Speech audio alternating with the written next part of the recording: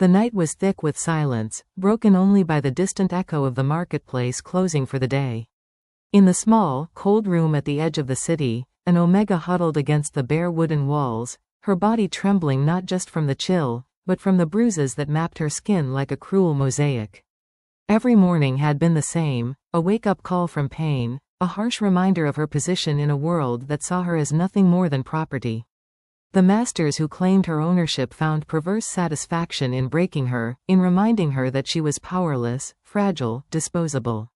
Her name was Lyra. She had once dreamed of freedom, of a life where her choices mattered, where her voice was more than a whispered plea. But those dreams had been smothered under the heavy hand of servitude, and with each passing day, her hope had shrunk into a fragile ember. She moved like a ghost in her own life, careful not to draw attention, careful not to invite the cruelty that awaited any sign of defiance. Tonight, however, there was a faint change in the air. The Alpha who ruled the city's outskirts, the widowed and feared king of the northern clans, Kalen, was rumored to be visiting. Some whispered that his grief had made him merciless, others that he had begun seeking companionship again, a balm for the ache that lingered in his chest like a permanent shadow. Lyra had heard these whispers too, though she had learned long ago to ignore them. The world of Alphas and Omegas was not kind, and kings were far beyond the reach of a lowly slave like her. But fate, it seemed, had a way of bending the rules of the cruel. That night, Lyra's world tilted. Through the dim candlelight seeping under her door, she heard a knock, not the harsh, impatient strike of her masters, but a deliberate, commanding presence. When the door opened, it wasn't her tormentors who stood there.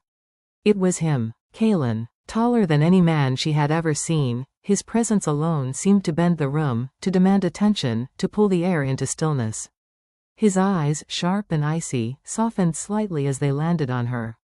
He did not speak immediately, only studied her, the trembling Omega before him, with a quiet intensity that made her forget, for just a heartbeat, the world of pain she had lived in. "I am Kalen," he said finally, his voice deep, calm, and impossibly certain. "You will come with me." Lyra's mind reeled. To leave meant abandoning the only home she had ever known, a place of suffering, yes, but also of the predictable rhythm of her misery. To stay meant continuing a life of torment, her body marked, her spirit fractured. Yet something about the Alpha before her, his grief, his quiet authority, the hint of kindness hidden beneath the edge of power, made her heart flutter with dangerous, forbidden hope. She took a trembling step forward, then another, until she was following him through the empty streets. Each step away from the past felt simultaneously like liberation and terror. She did not know where he would take her, or what awaited her in the realm of an Alpha King. She only knew that for the first time in her life, she had a choice, and for an Omega who had known only chains, the freedom to choose was both thrilling and terrifying. As the night swallowed them, the moonlight traced Kalen's path and fell upon Lyra's bruised skin, illuminating the scars she thought no one would ever see. But he did see. He saw everything, and in his gaze, she felt the first flicker of something she had not dared to hope for, the possibility of redemption. The carriage ride to Kalen's estate was silent, save for the steady clip of hooves against cobblestone and the occasional creak of leather straps. Lyra sat stiffly, her hands clasped tightly in her lap, staring out the window at the moonlit landscape. Each passing shadow seemed to whisper warnings of danger, each flicker of light reminded her of the world she had just left behind. She wanted to look away, to hide, but her curiosity, the tiny spark of hope that had ignited when Kalen had spoken her name, compelled her to observe everything. The estate that emerged from the darkness was nothing like the cramped, shadowed room she had known all her life. Towering stone walls, wide archways, and soft golden light spilling from lanterns gave it an almost ethereal glow. Guards stood at attention, their posture rigid, their eyes briefly meeting hers before they turned away. Every corner of the estate spoke of power, of control, of wealth that could crush entire towns if misused. And yet, despite the grandeur, Lyra felt no awe. Only a quiet, nervous dread, like standing on the edge of a cliff she could not yet see the bottom of. Kalen guided her through the main hall, his hand hovering near hers, not touching, but close enough that she could feel the heat radiating from his body. He did not speak unnecessarily, and she did not dare. The silence between them was heavy, layered with unspoken questions. Why had he taken her? What did he want? And, most painfully, could she ever trust him? Finally, they reached a room bathed in soft lamplight. It was modest by the standards of the estate, yet for Lyra, it felt like a palace. A bed neatly made, blankets folded with care, a small writing desk, and a window that looked out over the estate's gardens. It was a sanctuary. Kalen gestured for her to enter. "This will be your room," he said quietly. His eyes held a gravity that made her chest tighten. "You will want for nothing here, Lyra. And no one will harm you." She wanted to respond, to speak the words that had lodged in her throat, but fear and disbelief coiled in her chest. Years of pain had taught her that promises were fragile, that safety was a lie. Instead, she nodded, her voice failing her. Kalen, sensing her hesitation, did not push. He simply gave a small, almost imperceptible nod, then turned and left, closing the door behind him with a soft click that echoed through the quiet room. Alone, Lyra sank to the edge of the bed, her hands trembling. The bruises on her body still throbbed with memory, and yet there was something different here, something she could not yet name. For the first time in her life, she had been offered not punishment but protection. Not cruelty, but choice. Her mind raced with questions and fears, but amid them, a fragile seed of hope began to grow. Over the following days, Kalen's presence became a constant in her life, not oppressive, not commanding, but deliberate and watchful. He ensured she had food, warmth, and rest, but also allowed her space, never forcing her to speak or act before she was ready. Slowly, carefully, Lyra began to realize that this Alpha, the man who commanded kingdoms and inspired fear in enemies, did not see her as merely a slave. He saw her as someone who could survive, who could heal, who could be more than the sum of the pain inflicted upon her. And though she would not admit it even to herself, her heart stirred at the thought. There was something in the way he moved, in the way he spoke to his people, in the quiet strength he carried that called to something deep within her, a longing not just for safety, but for connection, for belonging. Yet she warned herself constantly, hope could be dangerous. Trust could be dangerous. Kalen was an alpha, a king, a man with power far beyond her own. To hope too much, to trust too much, could only end in heartbreak. But the nights were the hardest. Alone in her room, the memories of her past beat against her like waves against stone. She could still hear the cruel laughter, the sting of whips, the cold indifference of those who had claimed her body but never her spirit. Sleep came in fitful fragments, and in the quiet moments between dreams, she found herself thinking of Kalen, of his calm authority, the strange gentleness in his eyes, the promise he had made without words. That she would be safe, that she would be free, that she could begin again. And so, despite the fear, despite the scars etched into her flesh and soul, Lyra began to take her first cautious steps toward a new life. It was a fragile trust, a tentative hope, a whisper of possibility, but it was hers. And for an Omega who had spent her life in chains, it was more than she had ever dared to dream. Days stretched into weeks in the vast halls of Kalen's estate, and with each sunrise, Lyra found herself caught between fear and fascination. The bruises on her body were fading slowly, leaving behind faint purple shadows, a reminder of the life she had escaped. But the deeper marks, the ones etched on her soul, were far harder to heal. Every time she caught a reflection of herself in a polished mirror, she saw more than just her weary eyes and battered body. She saw the Omega who had been broken, bent under cruelty, yet somehow, miraculously, still standing. Kalen's presence remained constant but not intrusive. He observed her from a distance at first, letting her acclimate to the warmth of safety and the rare kindness he offered. Sometimes, he would appear in the hallways without warning, silently offering her food, a book, or simply a nod that said, without words, "You are not alone here."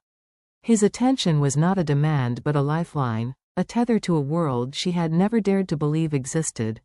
A world where an Omega could matter, could live without fear, could be more than a slave. Yet, old habits die slowly. Lyra flinched at sudden movements, recoiled at loud voices, and hesitated to touch or be touched, even by the man who had saved her. One morning, Kalen found her sitting at the edge of the garden, her hands clasped tightly, staring at the sunlight that spilled over the flowers. He approached slowly, careful not to startle her, and lowered himself onto the stone bench beside her. "You don't have to be afraid," he said softly, his voice carrying the weight of experience and grief, yet threaded with a gentleness that startled her. "Not here. Not with me." Lyra's hands shook as she turned to him. I don't know if I can stop being afraid," she whispered, the words raw and jagged. "They hurt me, every day. And now I don't know who I am without that pain." Kaelin reached out, just a fingertip brushing her knuckles, an almost imperceptible gesture, yet one that made her heart thrum violently.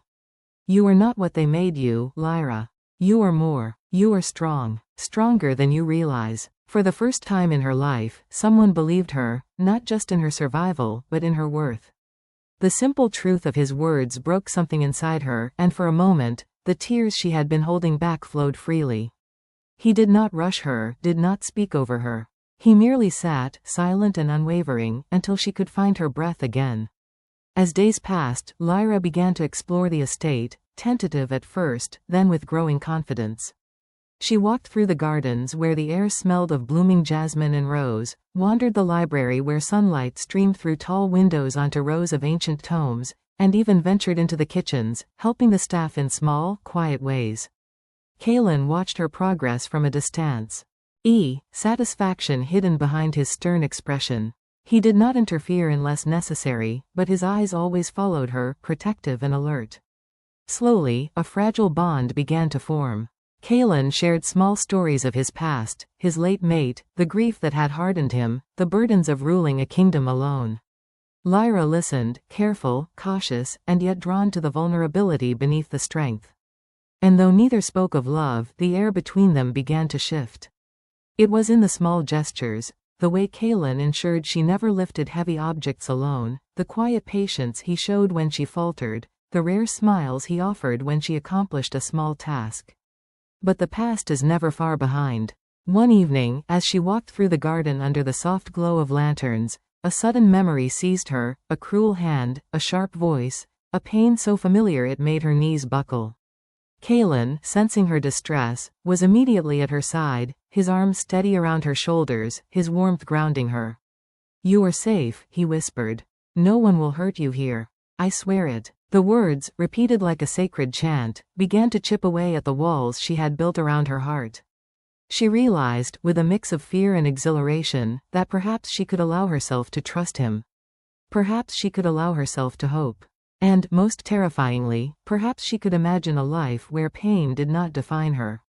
That night, as Lyra lay in her bed, she thought of Kaelin, the Alpha King who had saved her, the man whose grief mirrored her own, the presence that had become a beacon in the darkness. She did not know what the future held, nor did she dare to dream too far ahead. Yet for the first time, she felt something she had long forgotten, the fragile, trembling stirrings of joy. And in the quiet of the estate, under the watchful eyes of the stars, Lyra understood something she could scarcely believe, that perhaps, just perhaps, she was beginning to find herself. Not the Omega her masters had tried to break, but Lyra, the survivor, the hopeful, the one who might one day claim her own life, her own destiny, and maybe even her own heart. The sun had barely risen, painting the sky with streaks of pink and gold, when Lyra stepped into the estate's courtyard. Morning air, crisp and sweet with the scent of blooming flowers, wrapped around her like a soft blanket, coaxing her senses awake. For the first time in her life, she moved without fear of punishment, without flinching at shadows. She inhaled deeply, letting the warmth of the sun touch her bruised skin, now healing, and for a moment allowed herself to believe that this day might be different from all the rest. Kaelin appeared silently beside her, as he often did, a quiet presence that demanded neither attention nor cer. "Emily." His gaze swept over her, attentive but unobtrusive, and for the first time, Lyra didn't shrink from it. Instead, she met his eyes, and a strange, thrilling sensation of acknowledgement passed between them. She was no longer invisible. She was being seen, not as a slave, not as a fragile Omega, but as Lyra. "You're awake early," Kaelin observed, his tone gentle, almost conversational. There was no command, no authority pressed into his words, just a simple statement, an acknowledgement of her presence. I couldn't sleep," Lyra admitted quietly, her voice barely above a whisper. She turned her gaze to the courtyard fountain, watching water ripple and dance in the morning light. Memories, they come sometimes, even here. Kalen remained silent for a moment, letting her speak without interruption.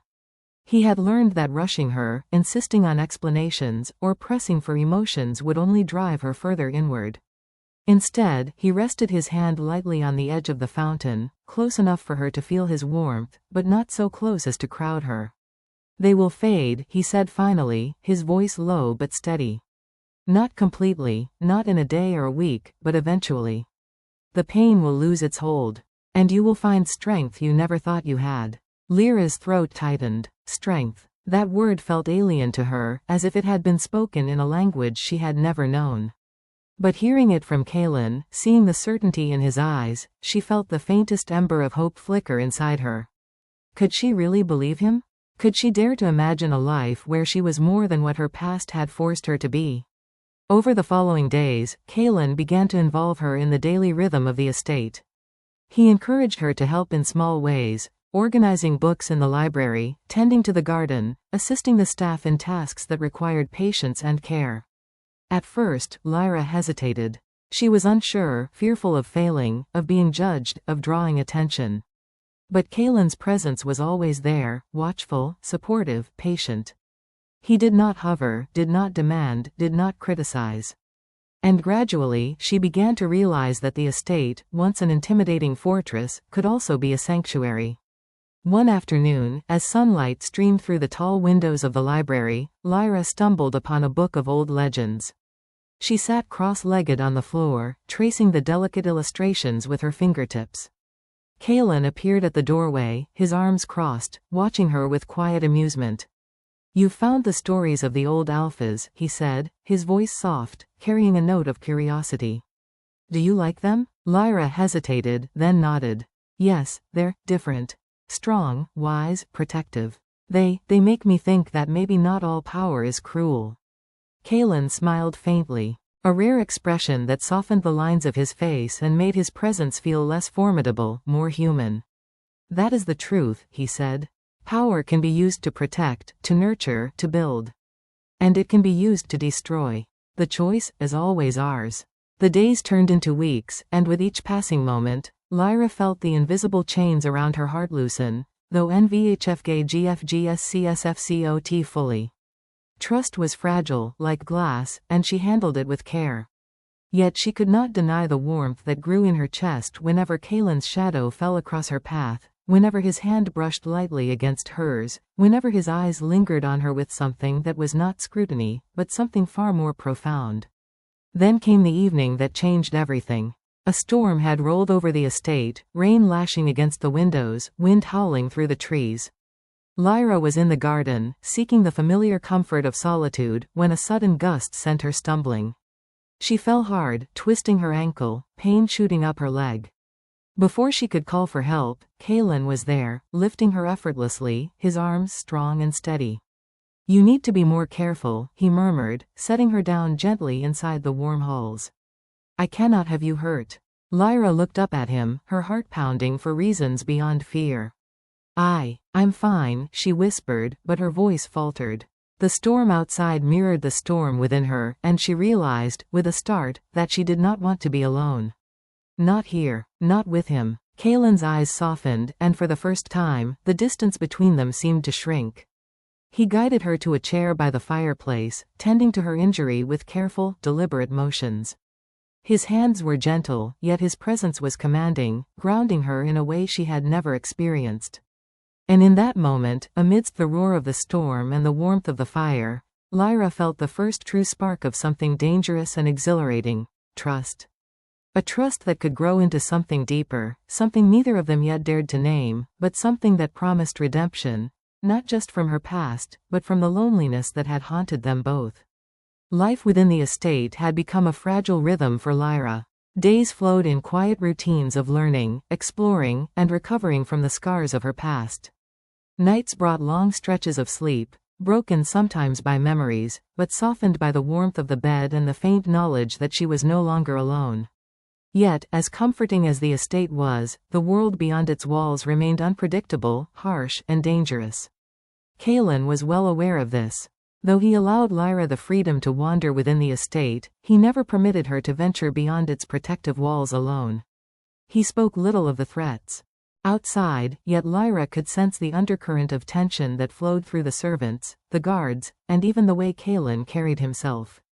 His vigilance was not possessive, it was protective. It was born of experience, of knowing that the world could still be cruel, and that she, fragile though she appeared, was precious. One afternoon, as Lyra practiced walking through the gardens to strengthen her injured ankle, she noticed a group of merchants arriving at the estate gates. Their wagons clattered over the stones, and a ripple of conversation spread among the staff. Kalen appeared at her side without a sound, his presence a quiet reassurance. "They are merchants," he said. "Supplies for the estate. Nothing to worry about, but remain cautious." Lyra nodded, though her pulse quickened. The outside world had always been a place of pain, of strangers with cruel intent. Yet now, standing beside Kalen, she felt a strange mixture of fear and courage, a sensation she had not known before. As the merchants entered the courtyard, one of them, a tall man with a sharp gaze, caught sight of Lyra. He paused, his expression shifting from casual interest to curiosity, and then something darker, something predatory. Kalen's eyes narrowed almost imperceptibly, and he stepped slightly in front of Lyra, a silent barrier. "You will address the king," Kalen said, his voice low but deadly, and the man's gaze faltered. There was an unspoken warning in Kalen's posture, in the subtle tightening of his hands, that made clear the consequences of disrespect. The man bowed, though his eyes lingered on Lyra with an unsettling interest. Lyra felt a shiver run down her spine. Though she had begun to trust Kalen, the instinct to shrink, to hide, to fear, surged within her. She remembered the past, how easily strangers could harm her, how quickly her body could be taken, how powerless she had felt. But now, beside Kalen, she felt a small ember of defiance. The man would not touch her, she would not be his prey. The encounter passed without incident, the merchant leaving with a polite bow and a lingering unease. But the moment stayed with Lyra, a stark reminder that the world outside could still intrude upon the sanctuary she had begun to call home. That night, she lingered near the window, staring out at the moonlit gardens, feeling a mix of gratitude and fear. Kalen entered quietly, observing her without speaking, and finally asked, "Do you feel safe?" Lyra hesitated. The question was simple, but the answer was complicated. I think so," she whispered. "With you. Here. But outside, the world, it's different." Kalen moved closer, his shadow falling over her, and for the first time, he allowed a hand to brush lightly against hers. The contact was electric, grounding, and terrifying all at once. "You are learning," he said softly. "The world may be cruel, but you are not alone anymore.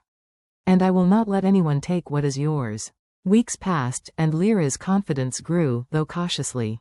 She began to venture further into the estate, exploring rooms she had not yet seen, learning the ways of the kitchen staff, observing Kalen as he interacted with his advisors, and even daring to laugh at moments of light-hearted conversation. Each step of independence was a triumph, a declaration to herself that she could reclaim the life stolen from her. And through it all, Kalen's presence remained a constant anchor.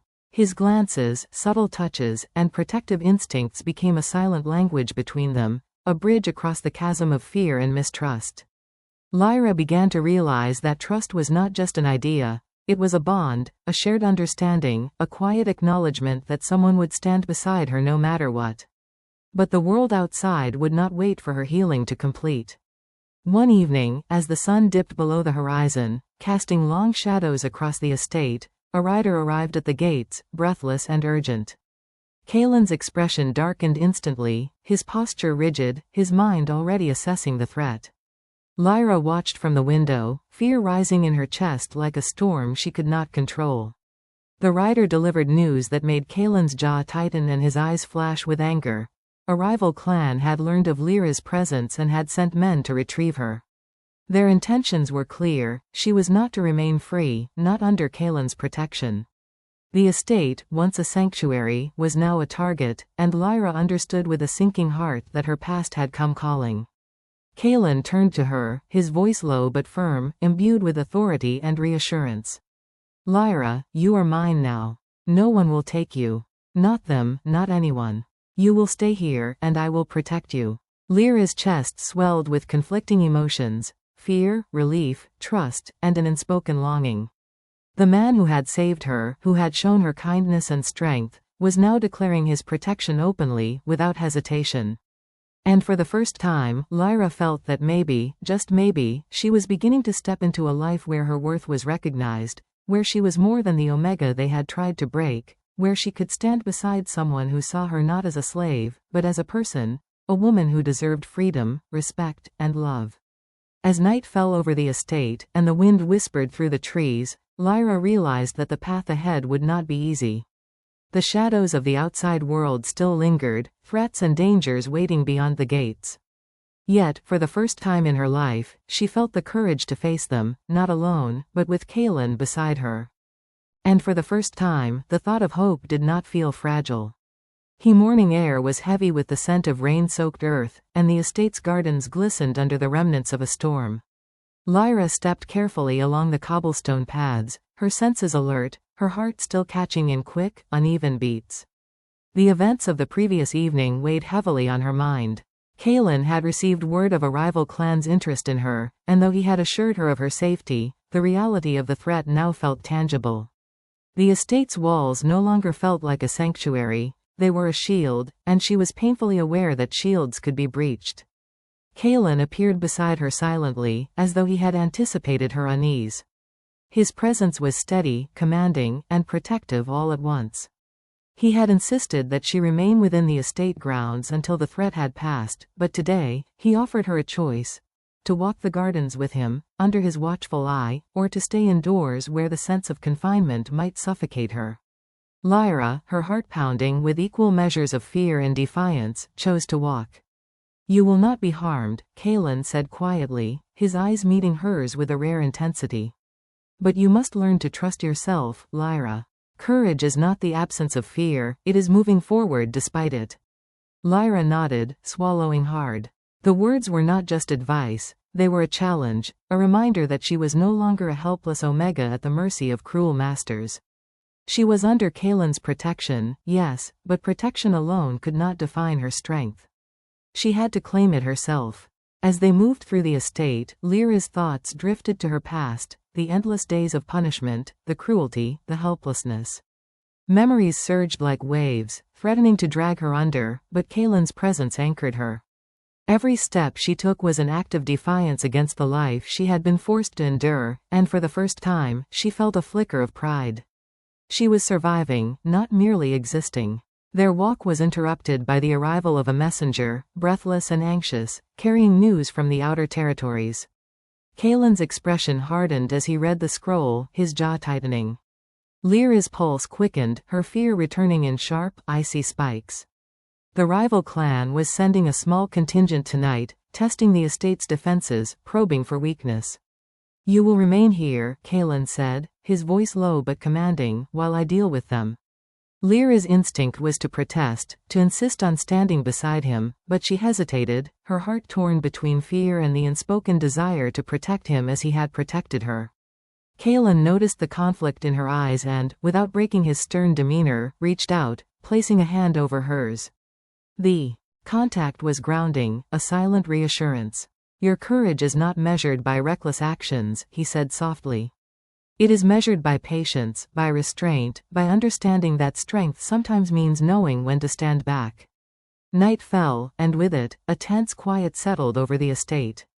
Lyra watched from her window as shadows moved along the outer walls, the flicker of torches betraying the enemy's presence. She felt fear clawing at her chest, but she also felt something new, a spark of determination. She would not let terror define her. She would not let her past dictate her future. Kaelan returned hours later, victorious yet weary. The rival clan had been repelled, their intentions thwarted, and the estate remained secure. Lyra rushed to meet him, relief flooding her as she saw him unharmed. He smiled faintly, tired but proud, and for the first time, Lyra felt the full weight of gratitude and admiration she held for him. "You were brave," he said quietly, as they stood together in the garden under the silver glow of the moon. "Even in fear, you did not falter." Lyra's heart swelled, a mix of emotions she could scarcely name. Pride, fear, relief, and something deeper, an unspoken connection, a bond that had grown stronger through trials and shared dangers. For the first time, she felt the stirrings of love, not the fragile, fleeting kind, but a steady, enduring warmth that wrapped around her heart like a cloak. That night, as she lay in her bed, Lyra reflected on how far she had come. The girl who had trembled at every sound, who had cowered under the lash of cruel masters, was still present in her memories, but she was no longer her. She had found courage, patience, and the ability to trust. She had found a protector who did not seek to control her, but to empower her. And, most dangerously and beautifully of all, she had begun to open her heart to the possibility of love, a love that could heal, redeem, and transform her entirely. The storm had passed, both outside and within. Lyra knew the path ahead would not be easy.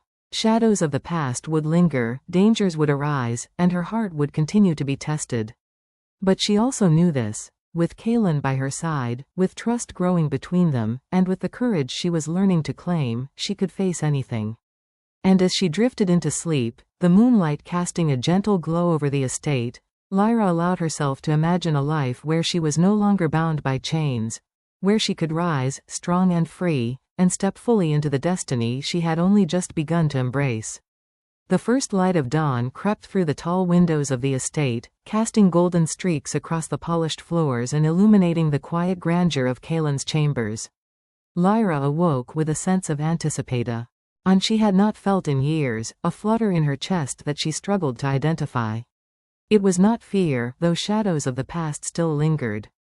It was not mere curiosity, though the world beyond the estate still held mysteries she had yet to explore. It was something warmer, something daring, hope. The days had grown longer, filled with small triumphs and lessons in trust. Lyra moved through the estate with increasing confidence, learning the subtle rhythms of the household, mastering tasks she had once thought impossible. She tended to the gardens with careful hands, her fingers brushing over the soft petals of flowers as she felt a quiet pride in her work. She organized books and scrolls in the library, discovering worlds she had never known through the stories of long-past alphas and omegas. She even laughed quietly to herself on occasion, a sound unfamiliar yet liberating, as if her spirit had been sleeping for a decade and was only now stretching awake. Kaelan observed these changes with a quiet satisfaction, though his gaze was never intrusive. He allowed her space, knowing that freedom could not be gifted, it had to be claimed. Yet he remained a constant presence, a shadow of safety behind every open door, a warmth felt in the simplest gestures, the way he placed food beside her, the soft tone of his voice when he spoke to her, the rare but meaningful touches that grounded her in the moment. Lyra began to realize that the man who had saved her was not just a protector, he was a guide, showing her how to reclaim herself piece by piece. One afternoon, Lyra found herself in the training yard, watching Kaelan practice with the guards. His movements were precise, disciplined, commanding respect without needing to shout or strike fear. Lyra's heart thudded as she observed him, not with the awe of a servant, but with the admiration of someone beginning to understand strength in its truest form. Strength tempered with wisdom, courage guided by morality, power wielded with purpose. Kaelan noticed her lingering gaze and approached silently, his presence as commanding as ever, yet softened by the rare, intimate quiet between them. "You've been observing," he said, a faint smile tugging at the corners of his lips. I am learning," Lyra admitted, her voice barely above a whisper. She felt her cheeks warm under his scrutiny, yet there was no judgment in his eyes. Only understanding. "Good," he said simply. "Learning is the first step toward mastery. And mastery is not just about skill, it is about knowing who you are and standing firm in the face of fear." Lyra's heart quickened. The words were not lectures, they were a challenge, a call to rise, a subtle invitation to see herself as more than a survivor. For the first time, she allowed herself to consider the possibility that she could be not just strong, but powerful. That she could step fully into her own life, her own choices, and claim a place in a world that had once denied her everything. Days later, Kaelan invited her to walk with him beyond the garden, near the edge of the estate where the trees formed a protective boundary. It was the first time she had ventured so far without fear clutching at her chest.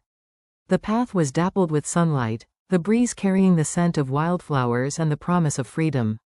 Lyra felt alive in a way she had never known, each step a declaration that she was no longer bound by chains, visible or invisible. "You are changing," Kalen observed quietly, walking beside her. His hand brushed lightly against hers as they passed beneath the arch of an ancient oak tree, and a shiver of awareness ran through her. "I see it every day. You are becoming strong, confident, and remarkable." Lyra looked at him, her heart swelling, her breath catching. She wanted to speak, to express the storm of emotions threatening to spill over, yet words seemed inadequate. Instead, she nodded, letting the silence convey the gratitude, awe, and tentative affection she felt for him. Kalen's eyes softened, and for the first time, the invisible barrier between them seemed to waver, fragile and inviting. That evening, as the sun dipped below the horizon, painting TNGXGHGXHFXFJX he sky in shades of amber and rose, Kalen summoned Lyra to the library. He stood beside a desk, a scroll in hand, and gestured for her to approach. "Lyra," he began, his voice steady, "you have faced fear, pain, and uncertainty, and you have grown. But strength is not only in survival, it is in embracing life, claiming it, and shaping it with your own hands. I believe you are ready for the next step. To truly begin your life here, fully free and in control of your destiny." Lyra's chest tightened. The weight of his words, the sincerity in his gaze, and the undeniable electricity in the room made her pulse race. She understood, at last, that her journey was no longer about escaping the past, it was about stepping into the life she had been denied, the future she was allowed to claim. And in that moment, as the light faded and the shadows lengthened across the floor, Lyra felt it, the awakening of her own power, her own heart, and the undeniable truth that she was ready to embrace not only freedom, but the love that had begun to bloom between her and the Alpha who had saved her. The first rays of dawn painted the estate in soft gold, and Lyra awoke with a strange mix of anticipation and determination. She had grown stronger over the past weeks, both in body and in spirit. The bruises on her skin had faded, leaving behind only faint reminders of the past, and her mind, once clouded by fear, had become sharper, more aware, more attuned to the rhythms of her new life. For the first time, she felt not only protected but empowered, and the sensation was intoxicating. Kalen had been observing her transformation with a quiet pride that he rarely voiced. His presence was still a constant, but it was no longer merely protective, it was encouraging, subtle in ways that allowed her to grow without feeling coddled. He began giving her small responsibilities within the estate, overseeing the staff during meal preparations, helping to plan the garden's layout, even managing minor administrative tasks with his advisors under his guidance. Lyra approached each duty with meticulous care, eager to prove to herself that she could be more than the fragile Omega she once was. One morning, as she organized documents in the study, Kalen entered quietly, his presence filling the room with calm authority. "You have grown confident," he observed, his eyes scanning the papers she had sorted. "I see initiative where there was once hesitation." Lyra looked up, meeting his gaze. There was a moment of silence, a charged pause that neither of them broke immediately. I feel different," she admitted.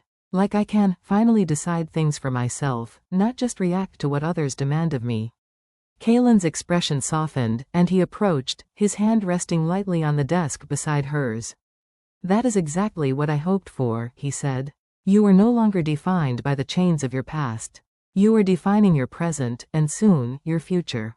Lyra's heart quickened. The idea of a future, one she could shape herself, had been unimaginable until now. And yet, with Kalen by her side, she could see it, a life not dictated by cruelty or fear, but by choice, courage, and even, she dared to admit, a spark of love. That evening, the air was heavy with the scent of rain as storm clouds gathered on the horizon. Kalen invited Lyra to walk with him along the estate's outer paths. Tonight, he allowed her a freedom she had not yet experienced, to move beyond the garden walls, though still within the protection of his sight. Lyra's pulse raced, but it was no longer from fear, it was from exhilaration. She was stepping into the unknown, but she was not stepping alone. As they walked, Kalen spoke quietly of the challenges that awaited beyond the estate. Rival clans still lurked, curious eyes watched, and danger was never far. Yet his words were not meant to frighten. They were meant to prepare her, to encourage vigilance, to empower her to meet the world with strength. "You are stronger than you realize," he said, his hand brushing lightly against hers as they passed beneath an ancient oak. "And the world will respect that strength if you claim it. Do not shrink back, Lyra. You have survived, yes, but now it is time to thrive." Lyra's gaze met his, and for the first time, there was no hesitation. She nodded, her chest swelling with a mixture of pride, courage, and a deepening affection for the Alpha who had guided her transformation. She understood, finally, that trust and love were intertwined, and that to truly embrace her life, she would need both. The storm broke over the estate as they returned, rain cascading down in sheets, wind whipping through the trees. But inside, Lyra felt a warmth that no tempest could extinguish. She had faced the past, survived it, and begun to claim her own path forward. She had begun to see herself not as a victim, but as a woman who could choose, who could stand, who could demand respect and love in equal measure. That night, as she lay in her bed, Lyra reflected on the journey she had taken. From the darkness of her former life to the safety and guidance of Kaelin's estate, she had grown into someone unrecognizable to the scared, beaten girl she had once been. And in her heart, a new feeling blossomed. Hope tempered with courage, trust mingled with affection, and the faint yet undeniable stirrings of love. For the first time, Lyra felt that her life was hers to claim entirely, and that whatever challenges lay ahead, she had the strength, the guidance, and the heart to face them. The chains of the past had been broken, and in their place, she was forging something entirely her own: freedom, purpose, and the beginning of a love that promised redemption, healing, and a future filled with possibilities. His estate had grown quieter in recent days, almost deceptively so.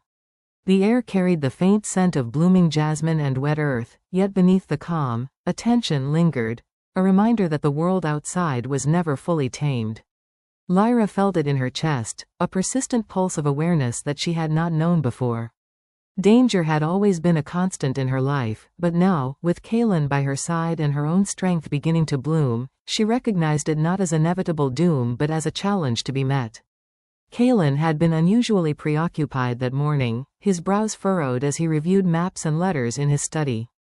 Lyra watched him from the doorway, hesitant to interrupt. He noticed her instantly, though, and gestured for her to come closer. "Lyra," he said, his voice quiet but edged with concern, "we have intelligence that the rival clans are mobilizing again. They've learned of your presence and may attempt something more aggressive." Lyra's heart skipped. Fear rose, sharp and unwelcome, but she forced herself to breathe steadily. "And I will be safe here?" she asked, her voice small yet determined. "You will," Kaelin replied, a firm certainty in his tone. "But I want you to understand something. This is not just about keeping you safe. It is about showing you that you are capable, that you have grown stronger than you know. You will not simply be a bystander in your own life." Those words struck Lyra in a way nothing else had. Strength, agency, courage. These were concepts she had never truly owned before, yet now they felt like seeds planted deep within her, waiting to grow. The evening brought the first test. A storm rolled across the horizon, lightning splitting the sky and rain hammering against the stone walls. Amid the thunder, Lyra heard the distant cries of alarm, guards rushing, horses galloping, and Kaelin's commanding voice cutting through the chaos. Her pulse raced as she realized that the threat was no longer hypothetical. The rival clans had arrived. Kaelin appeared beside her, armor glinting wetly in the flashes of lightning. "Stay inside," he ordered, his hand brushing hers briefly, a touch that carried reassurance and unspoken promise. Lyra nodded, but instead of cowering, she clenched her fists and took a deep breath. She would not allow herself to be paralyzed by fear. From her vantage point in the upper balcony, Lyra watched as Kaelin and the guards engaged the attackers. Every movement was precise, deliberate, and powerful. She felt awe and pride swell within her chest, but also a growing recognition: she could not remain passive. She had grown, and it was time to act. Gathering her courage, Lyra descended to the lower halls where she knew the estate's defenses could be strengthened. She guided servants to secure doors and windows, relayed instructions, and moved with a confidence she had never felt before. Her hands no longer shook, her voice did not falter, and her heart did not succumb to panic. For the first time, she felt like an active participant in her own life, not a fragile pawn to be protected. When Kalen returned, the threat repelled but the night still heavy with tension, he found Lyra standing amidst the chaos of the halls she had helped secure. His eyes, sharp and commanding, softened as he took in the sight of her, no longer trembling, no longer cowering, but standing tall, radiant in her newfound strength. "You've grown," he said quietly, his hand brushing against hers in a gesture far more intimate than any previous touch. "I am proud of you." Lyra felt heat rise to her cheeks. Pride, courage, and something far deeper, an affection she could no longer deny, flooded her heart. I'm learning," she whispered, the words carrying weight and truth. "Because of you. Because of your faith in me." Kalen's gaze held hers, unwavering and intense. "No, Lyra. Because of you. I only guided you. You found this strength yourself." That night, as the storm abated and the estate settled into silence, Lyra lay in her bed reflecting on the events of the evening. She realized that fear would never fully vanish, but courage, trust, and love could transform it into something far more powerful. She had survived her past, endured the chains of cruelty, and now, with Kalen by her side, she was claiming not only her safety but her life, her power, and her heart. And as sleep claimed her, Lyra felt a profound truth settling within her. The chains of her past were gone, her strength had been awakened, and the bond she shared with Kalen was no longer just protection. It was love, fierce and undeniable, promising a future of redemption, healing, and happiness. The morning sun rose over the estate with a brilliance that seemed almost symbolic, casting golden light across the gardens, the stone walls, and the vast halls where Lyra had once walked in fear. She stood at the balcony of her chamber, gazing over the lands that had become her sanctuary, her domain, her home. The breeze carried the scent of jasmine and rose, mingling with the faint aroma of baked bread from the kitchens below. Lyra inhaled deeply, feeling a sense of peace that had been foreign to her for most of her life. She thought of the journey that had brought her here, the darkness, the pain, the cruel hands that had sought to control and break her. But that life felt distant now, like a shadow fading at the edges of a long-forgotten dream. She had survived. She had endured. And through her trials, she had discovered something far more precious than mere survival: herself. Kalen entered quietly, as he often did, his presence both commanding and gentle. He paused at the doorway, observing her for a moment with the same intensity that had drawn her trust, admiration, and ultimately her heart. "You are awake early," he said softly. "The estate awaits your guidance today." Lyra turned to him, a small, confident smile curving her lips. "I feel ready," she said, her voice carrying a calm authority that had been absent in her first days here. "Ready to claim what is mine, and to live fully, without fear." Kalen stepped closer, closing the distance between them, and placed a hand lightly over hers. The gesture was intimate, familiar, yet imbued with the weight of unspoken devotion. "You have grown stronger than I could have imagined," he said, his voice low and sincere. "But more than that, you have shown courage, resilience, and a heart capable of love. You are no longer the girl who arrived here in chains. You are Lyra, the Omega who chose herself." Lyra felt heat rise to her cheeks, her heart swelling at the acknowledgement and the depth of feeling in his eyes. I could not have done it without you," she admitted. "You taught me to trust, to believe, to fight, and to hope." Kalen's hand moved to cup her cheek, his thumb brushing softly across her skin. "No," he said, shaking his head gently. "I only reminded you of what was already within you. You chose to rise. You chose to reclaim your life. And now, you choose to love, too." The moment hung between them, charged with emotion, yet calm in its certainty. Lyra felt a rush of warmth, of belonging, as she leaned slightly into his touch. She realized that love, the kind she had never known in her past life, was not a weakness, it was a power, a force that had healed her, strengthened her, and given her wings to soar. Over the following weeks, Lyra began to take on a more active role in the estate. She coordinated with the staff, oversaw improvements in the gardens and kitchens, and even began learning the intricacies of estate management alongside Kalen. Each day brought a new challenge, a new lesson, and a new opportunity to demonstrate the strength and independence she had cultivated. No longer a frightened Omega, she became a partner in life, not merely a charge to be protected. Kaylin and Lyra's bond deepened in quiet, profound ways. They shared moments of laughter, discussions by the fire, and long walks under the moonlight. Every glance, every touch, carried meaning, and every word spoken between them reinforced the trust and love they had built. Lyra realized that their connection was not just born of necessity or protection. It was a meeting of hearts, a mutual recognition of strength, courage, and devotion. Lyra looked up, meeting his gaze. There was a moment of silence, a charged pause that neither of them broke immediately. I feel different, she admitted. Like I can finally decide things for myself, not just react to what others demand of me. Kaylin's expression softened, and he approached, his hand resting lightly on the desk beside hers. That is exactly what I hoped for, he said. You are no longer defined by the chains of your past. You are defining your present, and soon, your future. Lyra's heart quickened. The idea of a future, one she could shape herself, had been unimaginable until now. And yet, with Kaylin by her side, she could see it, a life not dictated by cruelty or fear, but by choice, courage, and even, she dared to admit, a spark of love. That evening, the air was heavy with the scent of rain as storm clouds gathered on the horizon. Kaylin invited Lyra to walk with him along the estate's outer paths. Tonight, he allowed her a freedom she had not yet experienced, to move beyond the garden walls, though still within the protection of his sight. Lyra's pulse raced, but it was no longer from fear, it was from exhilaration. She was stepping into the unknown, but she was not stepping alone. As they walked, Kaylin spoke quietly of the challenges that awaited Bay. The estate. Rival clans still lurked, curious eyes watched, and danger was never far. Yet his words were not meant to frighten. They were meant to prepare her, to encourage vigilance, to empower her to meet the world with strength.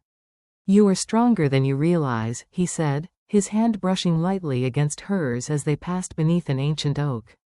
And the world will respect that strength if you claim it. Do not shrink back, Lyra. You have survived, yes, but now it is time to thrive. Lyra's gaze met his, and for the first time, there was no hesitation. She nodded, her chest swelling with a mixture of pride, courage, and a deepening affection for the alpha who had guided one evening. As the sun set and painted the sky in brilliant hues of rose and amber, Kaylin led Lyra to the highest tower of the estate. From there, they could see the rolling fields, the winding rivers, and the distant hills bathed in the glow of twilight. He turned to her, his eyes reflecting the warmth of the fading sun and the unspoken promise he carried. Lyra, he began, his voice steady, yet tender, you have faced shadows and emerged stronger. You have claimed your freedom and your life. And now, I ask you to claim my heart, as I have already claimed yours. Will you stand beside me, not as someone who needs protection, but as my equal, my partner, my mate? Tears welled in Lyra's eyes, not from fear, but from overwhelming joy. Her heart, once caged by cruelty and despair, now overflowed with love and certainty. Yes, she whispered, her voice trembling with emotion. Yes, Kaylin, I choose you, I choose us. I choose a life of love, strength, and freedom, together. Kaylin smiled, a rare, genuine smile that softened the powerful alpha in ways words could not convey. He drew her close, their foreheads touching, breaths mingling, hearts beating in unison. The wind swept around them, carrying away the remnants of the past and blessing their future. From that moment forward, Lyra and Kaylin ruled their lives not with fear or dominance, but with mutual respect, trust, and love. Lyra embraced her independence fully, her confidence and strength inspiring those around her, while Kaylin stood beside her, a protector, a partner, and a lover. The estate, once a sanctuary from pain, now became a home filled with laughter, warmth, and hope. The chains of her past were gone forever, replaced by the crown of her own making, the crown of freedom, of courage, and of a love that healed every scar, both seen and unseen. Lyra had been broken once, but she had risen. And now, hand in hand with Kaylin, she was unstoppable. As the stars appeared in the night sky, casting their silver glow over the estate, Lyra whispered softly to herself, and to the man she loved, from chains to crown, this is my life. This is my freedom. This is our love. The estate was bathed in the golden light of a late morning sun, the air rich with the fragrance of blooming flowers and freshly tended gardens.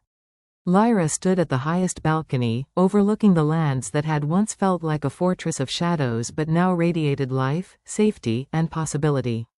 She inhaled deeply, letting the warmth touch her skin and the breeze carry away the lingering whispers of fear that had haunted her for so long. Her journey had been long, fraught with pain and hardship. She had known chains, cruel masters, and nights filled with fear. She had trembled beneath the weight of hopelessness, believing herself destined to a life of suffering. But every tear, every bruise, every moment of despair had led her to this place, this moment of freedom, strength, and the undeniable power of love. Kalen appeared behind her, quiet as ever, his presence steady and reassuring. He placed a hand gently over hers, his touch both familiar and grounding. "You look at our lands as though you've always belonged here," he said softly, his deep voice carrying warmth and admiration. "But I know how far you've come to arrive at this moment." Lyra turned to him, her heart swelling with a mixture of pride, joy, and a love that had grown silently, patiently, and now fiercely. "I never imagined I could feel like this," she admitted, her voice trembling with emotion. "Safe, free, strong, and loved." Kalen's eyes softened as he cupped her face with both hands, his gaze locking onto hers with a depth that left her breathless. "Lyra, you are all of that, and so much more. You are no longer defined by the cruelty of others. You define yourself. You have claimed your freedom, your strength, and now, your happiness." The estate had changed alongside Lyra. Rooms once echoing with silence now hummed with life. Gardens once carefully guarded had become spaces of growth and beauty. The servants moved with respect and loyalty, not out of fear, but because they recognized her resilience and the quiet authority she had cultivated. And Lyra herself had transformed completely. No longer the frightened Omega who had arrived trembling and battered, she now walked with confidence, dignity, and a fire in her heart that refused to be dimmed. Kalen lowered his forehead to hers, their breaths mingling in the morning light. "Today," he murmured, "we begin the life we've both long deserved. No chains, no past, no fear, only us. Together." Lyra's lips curved into a serene, radiant smile. "Together," she echoed, feeling the full weight and joy of that word. She had learned to trust, to fight, to love, and now she was ready to embrace everything her future held. And so, in the heart of the estate that had become her sanctuary, Lyra and Kalen stood side by side, not as Alpha and Omega bound by duty or necessity, but as equals bound by love, respect, and unshakable trust. The sun climbed higher, illuminating the lands and symbolizing the dawn of a new era, a life free from fear, free from chains, free to choose joy, freedom, and love. Lyra turned to Kalen, her hand slipping into his. "From chains to crown," she whispered, the phrase tasting of triumph and promise. "I am no longer the girl who was broken. I am Lyra, and this is my life." Kalen smiled, his eyes bright with pride and tenderness. "And I will stand by you, always. You are mine, and I am yours. Together, we are unstoppable." The wind swept over them, carrying petals from the garden, sunlight glinting off every leaf and stone. It felt as if the world itself was blessing their union, celebrating the victory of courage, love, and resilience. Lyra rested her head against Kalen's chest, listening to the steady beat of his heart, a rhythm that had become her anchor, her safety, and her home. She felt tears of joy slip down her cheeks, not from sorrow, but from the overwhelming beauty of the life she had reclaimed. No past could touch her now. No fear could bind her. She had survived, risen, and flourished. And at last, in the arms of the Alpha who had saved her, she was whole. The Omega who had once been beaten and broken now stood crowned in freedom, strength, and love, a life she had chosen, a heart she had opened, and a future she would walk into proudly, boldly, and fearlessly. And so, under the golden sun and the watchful skies, Lyra and Kalen's story reached its triumphant conclusion, not with chains, not with pain, but with love, hope, and the radiant promise of a life fully, gloriously lived.